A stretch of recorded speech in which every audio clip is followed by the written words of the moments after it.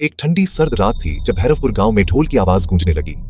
पुराने बरगद के पेड़ हवा में सरसराने लगे और पूरे गांव के लोग एक बड़े विवाह को देखने के लिए इकट्ठा हुए।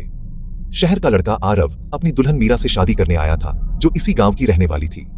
दोनों परिवारों ने तय किया था कि शादी गांव के प्राचीन मंदिर में होगी। वह मंदिर जो जंगल के किनारे था, जहां हवा भी रहस्यों की बातें करती थी।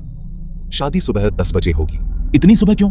शादियां तो आमतौर पर शाम को होती हैं। पंडित जी कुछ बोलते उससे पहले ही एक बूढ़ी औरत भीड़ में से आगे आई। उसका चेहरा झुर्रियों से भरा था, फटे हुए शॉल से आधा ढका हुआ, और उसकी आंखें टिमटिमाती मशाल की रोशनी में अजीब सी चमक रही थीं। शाम के बाद शादी मत करना, नहीं तो भैरवपुर का दानव जाग जाएगा। वो सबको मार डालेगा और दुल्हन की आत्मा अपने साथ ले जाएगा। भीड़ में सन्नाटा छा गया। यह सब गांव की पुरानी कहानियां हैं। फिर भी सबने गांव वालों की बात मानते हुए तय किया कि शादी सुबह ही होगी। अगले दिन शादी बड़े धूमधाम से शुरू हुई। पंडित जी के मंत्रों की आवाज, मेहमानों की हंसी और फूलों की खुशबू से पूरा मंदिर भर गया। समय कैसे बीत गया किसी को पता ही नहीं चला। बादल छाने लगे और सूरज धीरे धीरे पहाड़ियों के पीछे छिपने लगा।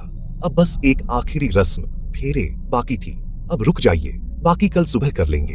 बस एक रस्म ही तो रह गई है, अभी पूरी कर लेते हैं। रुको, शाम हो गई है, अब दानव आएगा। लेकिन किसी ने उसकी बात नहीं मानी।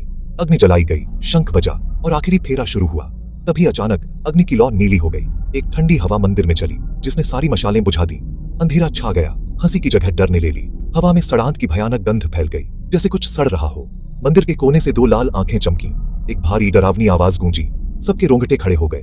अंधेरे में एक परछाई उभरी, लंबी, मुड़ी टुड़ी, सींगों वाली और एक डरावनी मुस्कान के साथ। वो आ गया, दुल्हन को बचाओ। चारों ओर भगदड़ मच गई, लेकिन मंदिर के दरवाजे अपने आप बंद हो गए।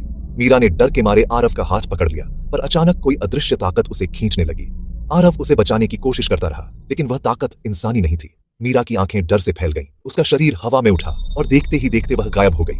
जमीन पर बस उसका लहूलुहान दुपट्टा रह गया।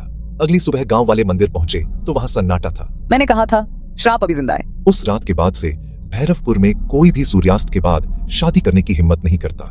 लेकिन हर साल उसी तारीख को, जब शाम की हवा जंगल से होकर बहती है, लोग कहते हैं कि मंदिर से हल्की सी शादी की घंटियां सुनाई देती हैं, और फिर एक औरत की चीख जो कभी खत्म नहीं होती।